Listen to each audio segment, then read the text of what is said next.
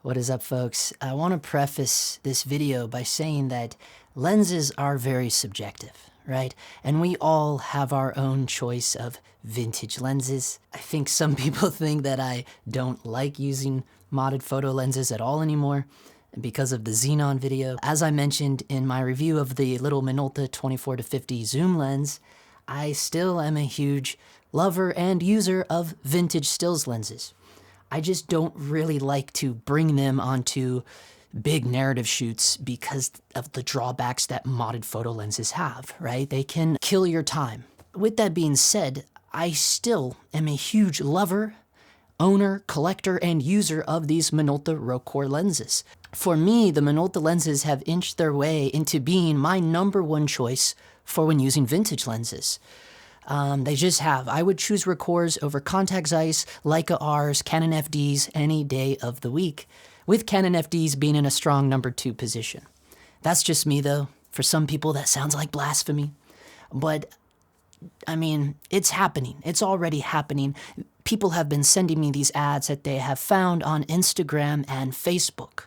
So this company called Ancient Optics teamed up with GL Optics and they started rehousing all of our favorite Minolta lenses. But me being a huge collector of the Minolta lenses, I can take one look at this list and instantly see a lot of mixing and mismatching of at least 4 different generations of Minolta lenses, some of them over 10 years apart. Now, to each their own, but I for one prefer to stay within the same generation of the Rokkors in order to ensure a closely matched set. So today's video is for all of my Minolta Rokkor lovers out there. I wanted to make this video as a way to streamline your research for you, make things a little easier, and give you some insight onto why you may also want to stay within the same series of Rokkor lenses, especially if you are building your own set of Minolta Rokkors for filmmaking, and maybe in hopes of one day having them rehoused.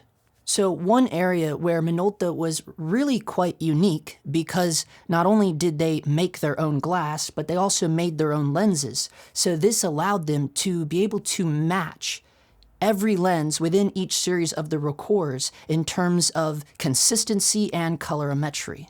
And when you're one of the only companies in the world making your own optical formula, it makes that process a little easier. So I'm going to be sharing with you some color renderings and test shots from 3 different generations of Minolta Rokkor lenses. And we're also going to be taking a look at the little 45 f2 kit lens, and I'm going to be pointing out and bringing to light all the reasons why Minolta treated their kit lenses like experiments, which is really just my way of saying Minolta made their kit lenses in the same fashion how other big lens manufacturers made all of their lenses. But if you are new here, I have left a playlist down in the description of this video with a link to every single Minolta video that I have released throughout the past year. So if you are completely green to this whole world of Minolta Rokkor lenses, I highly encourage you to check out that playlist down below.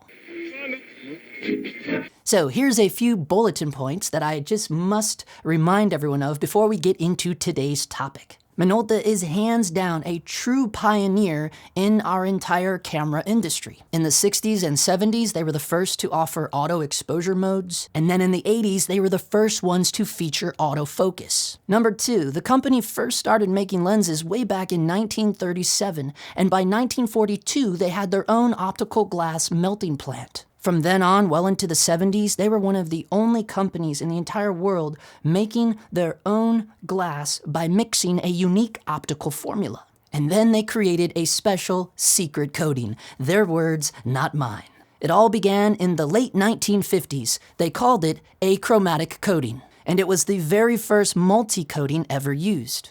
Minolta actually had the first patent ever for multi-coated lenses. #3, they were not outsourcing materials to make their glass nor their lenses. And in that aspect, they were really quite unique. So because of these 3 main driving forces, Minolta was truly a rare company of its era. And that is what led to their partnership with Leitz back in 1972. Leitz, being a much smaller company, were in fact outsourcing materials to make their Leica lenses. And their relationship with Minolta went on for well over a decade. So just digesting all of that awesome history, it's no wonder that we finally just now have all these rehouse companies and DPs finally acknowledging the wonderful, magical Minolta spirit and rehousing these old lenses for professional cinematography. So if money is no object, well, you can simply just reach out to one of these rehouse companies and have your own unique set of Minolta Rokkor Cine lenses. But before you do that, we should definitely talk about some of these lenses that they are offering, because there are some huge differences between each generation of the Rokkor lenses. Now, I'm speaking to you as someone that has owned, researched, and used dozens of these copies from each series of the Minolta Rokkors. Maybe not every single Minolta lens, but actually what's more important, copies from each generation, specifically the popular ones that are found on this Rehouse list.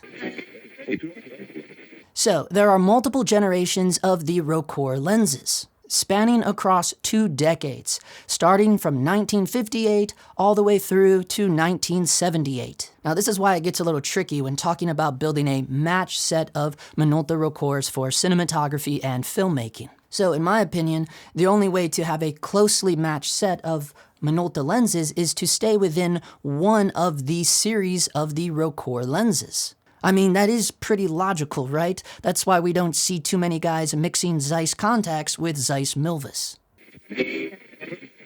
Minolta was revered for their achromatic coatings, which provided vastly superior color rendition. And they were constantly working on and improving their optical formula. And as the years went on with growing technology, each new series of the Minolta Rokkors had a new recipe. In fact, in later years, Minolta was one of the first companies to use their own computer software to assess their lens designs. They were constantly evolving as a lens manufacturer, therefore the coatings on the front of their lenses were constantly being updated. And sometimes it was as simple as adding a fresh new layer on top of the old one. And due to these newer coatings, Minolta would then refer to the previous line as their budget lenses because the coatings were now considered out of date. A prime example of this can be seen when they released the MC Mark IIIs, or aka the Rokkor X line. By then, there had been plenty of technological advancements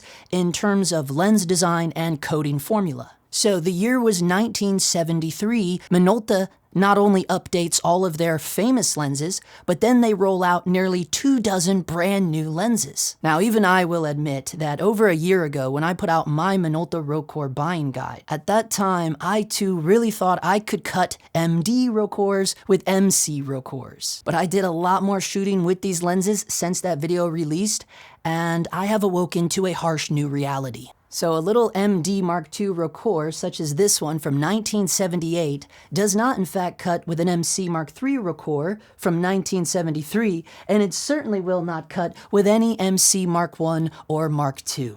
So if you're getting really confused right now, that's probably because you're unaware of the different generations and labels of the Rokkor lenses. So again, I would like to encourage you to check out that playlist down in the description of this video, which is a link to every single video on Minolta that I have ever released.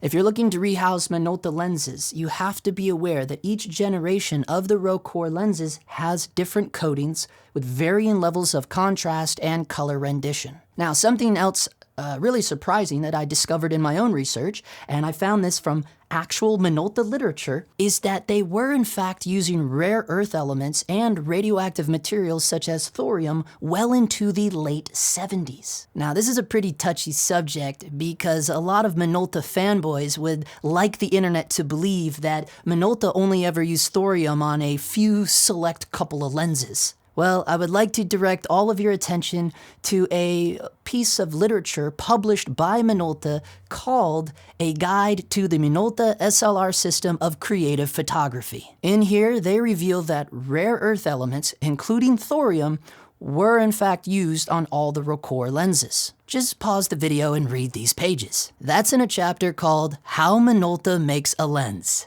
Not just one or two lenses, but all quality Minolta lenses. And what was surprising to me was the date of that guide, which would be 1977. Because in that manual, they are showcasing their newest lenses of that time, which were the first generation of the MD Rokkors. Now, why that was a shocker to me was because I thought Minolta stopped using radioactive rare earth elements back in 1972, right before the launch of their MC Mark III Rokkors. Because all the MC Mark Is and IIs that I ever came across had significantly different rendering of colors, and the whites were never quite white. So I just assumed that these older MCs were the ones that contained the thorium. But now, knowing that they used radioactive materials well into the MD generation, I suppose these older MC lenses just suffer more from radioactive decay because of the simple fact that they're just older lenses. Or it could just be the coatings are very, very different. Either way, the MC Mark Is and IIs are significantly different looking than any later generation of MC Rokkors, and certainly different than the MDs. But I also want to point out that it wouldn't make a whole lot of sense for a company to use those radioactive rare earth elements on just a couple lenses, because it's those rare elements that actually cause the lenses to be better performers. The whole reason any lens manufacturer ever used rare earth materials in their optical formula is stated best in this archived article from Popular Photography. These substances make for superior camera lenses because they improve the two most important characteristics of optical glasses, their indexes of refraction and dispersion values. By providing a combination of high refractive indexes and low dispersion values, rare earth glasses ensure superior optical performance. And keep in mind, Minolta was highly regarded for the performance of their lenses, the faithful rendering of colors, and the consistency of their colorimetry within each series of the Rokkors. And something else to consider is that the rare earth elements not only made the lenses better performers, but it did so at lower costs of production. Don't forget, the original craze over the Canon FDs was actually due to the fact that those lenses were also made with radioactive rare earth elements. That's why Zero Optic, another popular well-known Rehouse company, combines the Minolta Rokkor 35mm with their Canon FD lineup. Look, here's the deal. Regardless if you want to accept that they were made with thorium or not, even though I've just presented you with historical archive documents, the reality is, one thing you cannot deny is that Minolta definitely had new coatings for every new series of the Rokkor lenses. Now, I did a video, surprise, surprise, a while back, where I compared a version 1 Leica R 19mm to an MD Mark II Rokkor 20mm, and also a very modern Zeiss Milvus 18mm. The biggest takeaway of that test for me was observing the amount of contrast that can be found in the MD Mark II Rokkors. That little 20mm from 1978 had more contrast than this Zeiss Milvus 18mm, a lens that came out just in 2016. So I'm sorry, but the MD Mark IIs do not in fact cut with any earlier generations of the Rokkors, simply because of that high contrast. But don't listen to me, I would rather refer you to some more wonderful Minolta literature, because regarding their coatings, Minolta had this to say back in 1977. Not satisfied with conventional magnesium fluoride single-layer lens coating, Minolta nearly 20 years ago, which would be 1958, pioneered in originating special achromatic coating with a double layer, having special ingredients for higher light transmission and improved color with Rokkor X lenses. Now, the next quote is the most important in regards to how often they updated their lens coatings. This exclusive process has been continually developed since then being since 1958, incorporating the many technological strides made in the field. It now involves up to several layers per surface of the most advanced ingredients deposited by latest techniques in the exact combination and microscopic thicknesses to achieve the effect required. Now, in my opinion, that quote right there says it all. And that would be the exact reason why they would re-release every focal length with each new series of the Rokkor lenses. basically revamping their entire lineup of lenses every few years to accommodate for those updated coatings, keeping up with those technological strides. In other words, new coatings, new lenses. What happened next in 1981, only 3 years after the launch of their MD Mark IIs, Minolta released yet another whole new line of lenses, but this time without the Rokkor label. They called them New MDs, or more commonly known as the plain MDs, or the Mark III MDs, aka not Rokkor lenses. This time, the strongest Minolta coating to fight against flare, but also has the heaviest amount of contrast. Now, if you ask me, the whole reason Minolta dropped the Rokkor badge in 1981 with the launch of these new MDs is because the lenses no longer lived up to the standards of quality that the Rokkor name originally stood for. Both the build quality and the coatings were now completely revamped to accommodate for an even lower cost of production. The company was on a slight downfall headed for bankruptcy, because by 1996, they could no longer stand on their own. They had to merge with Konica. So you can literally go through Minolta's history timeline and put a big fat pin in 1981 and watch the slow decline of the company in terms of being quality lens makers. And not even the invention of autofocus could save them. Now, there are a lot of folks who are going to disagree with me on this, but I'm sorry, this is not up for debate. I cannot unsee what I have already seen. In my opinion, not so humble as it is, as a user of these lenses, I firmly believe that the beauty of the Rokkor lenses died in 1978 with the release of these MD Mark IIs. Just in terms of the qualities that I look for and appreciate in vintage glass.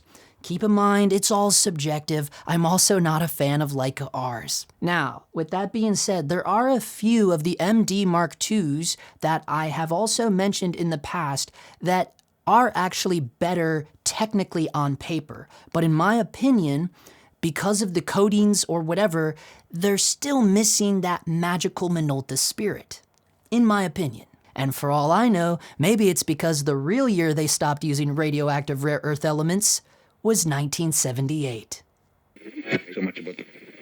Now, why I even bother talking about any of this is because this is all important if you are looking to build your own set of Minolta Rokkors. Because, again, for Minolta, the whole mission statement behind the Rokkor badge was their devotion to coating consistency and colorimetry, which all ties back to them being one of the first companies ever to create their own glass mixture. Their entire lenses were made themselves from the ground up without any outside help. I cannot stress how important and vital that is to the consistency of their lenses, but also how unique that was for that era. I'm talking about the 50s through the 70s. There were not a whole lot of lens companies doing that. Literally, Minolta was one of 5 in the entire world. So what that means is that a lot of other lens companies were actually buying their glass from Minolta. Here's the thing, when it comes to any sort of filmmaking, consistency is key. I mean, that is filmmaking 101, folks. And the consistency should begin with the lenses and the camera. And that's exactly why when it comes to collecting other vintage lenses, such as the infamous Leica Rs, everyone is so obsessed with serial numbers. Well, now the Minolta serial system was not linear, it was completely random. So the only way to build a closely matched set of Minolta Rokkors is to stay within the same series. And I just cannot comprehend why a professional rehouse company would not acknowledge this. They're just giving total disregard to what year the lenses came out, dismissing all the differences and variances in the coatings. You know, they're just giving Minolta a pass. Quite frankly, it looks like all they did is look at every Minolta lens ever made and just chose the fastest one for each focal length. And it's just ludicrous. You simply cannot do that with photo lenses that you want to use for filmmaking. And again, I speak to you only from my own experience, research, testing, and actually using these lenses on a daily basis. And look, better yet, I have a wonderful reference to how bad each generation of the Minolta Rokkors do not in fact match. It was a little short film I made for some buddies of mine called Bird Running. I was mixing MC2s and 3s with MD Mark IIs, and even the little 45 kit lens was in the mix as well. Now, they were all being used as taking lenses with the Ivoscope on that short film, but if anything, the Ivoscope exaggerated and helped reveal the differences in those coatings even more. My life in post was a living hell, and I even used a color chart on set. It didn't really help me much. Now, granted, a lot of it had to do with the fact that we're shooting outdoors with very small crew, very limited budget, very limited gear, but still, it shouldn't have been that hard to match each cut. You know, it was really the 58 1.2 MC2 that was really throwing in the clinger, man. That one was really rough, as well as I had one MC Mark I. I mean, those were really the bane of my existence. But I know, who cares? Mix them up, right? I mean, hey, look, let's be honest. We all know that all of you are making the next Joker, and Company 3 is gonna color grade all of your future projects, so who the hell cares anyways, right? I mean, hey, what do I know? But look, here's the reality of it. In a controlled setting, as I show here you can see, this was just a very lame skin tone example I was doing with each generation of the Rokkors. They obviously do not match. But with a simple color chart, now here you can see I can get them pretty damn close, right? So I'm acknowledging that as well. Again, though, you would have to be in a really finely controlled environment. Now, you as an indie filmmaker, how often are you in a 100% controlled environment? Not very often, right? I just think it's important as a message to send to all of my fellow indie filmmakers out there. I want you all to be aware of what you're getting yourself into when you start going down this rabbit hole of collecting old random vintage lenses. You know, there's a lot to consider there. And I'm speaking to you as someone that has gone through a lot of different vintage lenses, from the Russian Soviet lenses. I had Olympus Zwikos, or however the hell you want to say it, Zwikos, I don't even know how to say it. I had the Konikas before they merged with Minolta. I had a pretty decent little set of contact size. I had a little set of Leica Rs. Granted, they were all version 1, but still just wasn't a fan. And now I am with the Rokkors, as well as I have a nice little set of Canon FDs. Look, I'm telling you right now, the FDs and the Rokkors are hands down my favorite vintage lenses I've ever used, with Canon FDs being in the number 2 slot. I know, again, it's crazy, but I'm telling you, there's something that I find really unique and pleasing about the Rokkors, and I also will say it's probably a little bias due to their awesome history within our industry as well.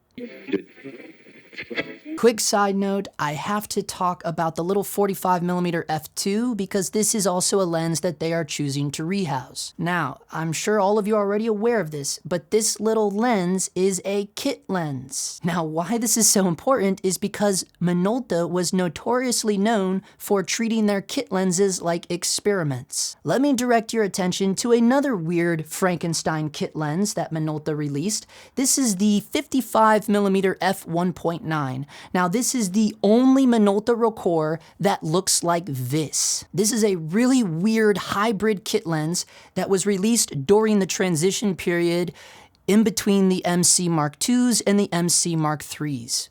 And you can tell it's a perfect hybrid of those two lens series. But more importantly, Minolta did not hold their kit lenses up to the same standards as their typical professional lineup. And why this matters is because they did in fact spend a large amount of attention on their coatings and colorimetry with all of their standard quality Rokkor lenses. So the little 45 f2 was basically thrown to the wayside in regards to quality control because it was a kit lens. Even though nowadays it has grown to be quite popular amongst photographers, mainly because of its little tiny compact size. It's fairly fast at an f2. It's a pretty unique focal length, being 45mm, and you can usually get it literally from anywhere, including Etsy, for around $50. All of that does not change the fact that it was originally marketed towards hobbyists and amateurs, therefore it is not consistent from copy to copy, because the coatings on this kit lens were not in fact the same as the standard of the rest of that MD Mark II era that this lens was born out of. Which for other lens manufacturers probably sounds pretty normal, but again, this was not the way for Minolta.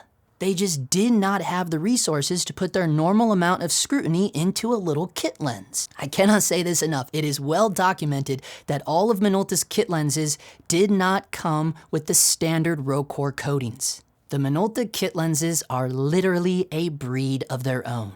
However, because of the inferior coatings, this little lens is actually much more prone to flare. That is the exact reason why I chose it to be the first lens that I paired with the Ivoscope. So the summation here is do not hold any high expectations of the little 45 f2 kit lens matching any of your other Rokkor lenses, even if they are all from the same MD Mark II family. For instance, here you can see the difference between the standard 35mm f1.8 MD Mark II versus the little 45 f2 kit lens, which again is also an MD Mark II. The colors are not the same, the contrast is not the same. Finally, let's rest my case returning back to this skin tone test example, okay? Here we have an MC Mark III versus an MC Mark II versus an MD Mark II. Three completely different looking lenses. And the wonderful thing is, since Minolta has always been highly regarded for the consistency of their coatings within each lens series, all of the MC Mark IIs look like this, all MC Mark IIIs, aka Rokkor X, look like this, and all MD Mark IIs look like this, as long as they're not kit lenses. But when you put them all side by side, they clearly do not match. And this is all at the same exposure as well. Now, to even lay it on thicker, this is a 58mm f1.2 from the second generation, aka MC Mark II, versus a 58mm f1.2 from the third generation of Rokkors, aka MC3 or aka Rokkor X. Now, I'm gonna leave it up to you to decide which color renderings you like the best, which generation you prefer. For me, I am very partial to the MC Mark IIIs. I absolutely love the MC Mark IIIs. To me, they have the least amount of contrast, they have the least amount of radioactive decay, the colors are super vibrant and natural, the whites are actually white, and the coatings are superb, and the flares are really quite unique and exceptional. And imagine that, the MC Mark IIIs just happen to be the lenses that were released during the prime years of the Leitz-Minolta partnership. Coincidence? I think not. And I've already built my entire complete set of Minolta Rokkor MC3s. It only took me nearly a year to do so. So be sure you tap that subscribe button and the notification bell if you are brand new here and you are looking to learn more about these Rokkor lenses, because my next video is going to be showcasing all of these lenses one by one, each video completely devoted to each lens. So you're looking at like a 13-part series. Now, some of these lenses I've already put individual videos out on, such as the 16mm f2.8 fisheye and the infamous 24mm f2.8, which is actually the same lens from the Leica R lineup. Did you know that Leica did not start making their own 24mm until well into the late 80s? Yeah, so that means the majority of anybody's Leica R set that they have, I can guarantee the 24mm is the Minolta lens. I can guarantee it hands down. They didn't start making their own 24mm until well into high serial numbers, which are usually ones that you don't find in, vintage collector sets because they're a tad too modern. And seeing as how all the Rehouse companies are now slowly becoming vampires for our lovely Rokkor lenses, it's only a matter of time before all these outcast Minoltas also become insanely overpriced. In fact, it's already been happening. I've seen a 360% markup just within the past year. So, for instance, back over a year ago, I got this mint copy of this 16mm f2.8. This is actually the first lens that Lights adopted from Minolta and put in their Leica R lineup. I've done an entire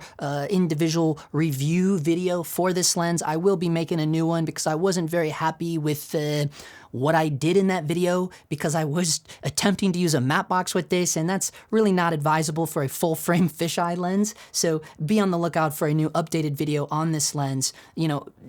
But here's the thing, I got this, and when I say mint, it was mint, baby. 325 bucks, okay? Nowadays, this thing is going for 4 times that price.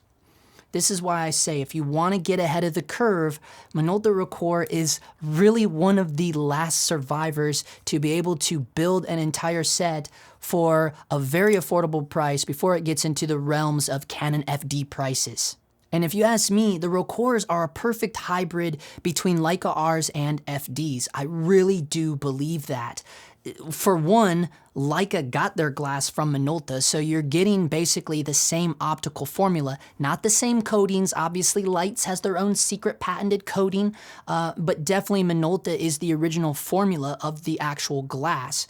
And then, along with FDs, they were also using the radioactive rare earth elements, you know? So it's kind of like this weird hybrid between the best of both worlds. You've heard it here first, folks. Now look, a lot of you may try to blame me for, you know, the prices inflating on our lovely Rokkor since I've been doing videos on these bad boys for the last year or so. But hey man, trust me when I tell you, I am the least of your worries. I am one of the smallest channels in this entire YouTube camera world, okay? Either way, the clock is ticking down. What are you still doing here? Go! Go! Find the Rokkors. Hopefully you're buying the MC3s, but I don't care what generation you get. Just make sure you're building an entire set of the same generation. That's all. If you care at all about consistency, but what the hell do I know? Maybe you love walking around with a color chart strapped to your neck, but trust me when I tell you, MC2s do not cut with any other generation of the Rokkors, even with a color chip chart. But who the hell cares? Go, go, go, go, buy. Collect the Rokkors, go! But tap that subscribe button before you do. We'll see you in the next one.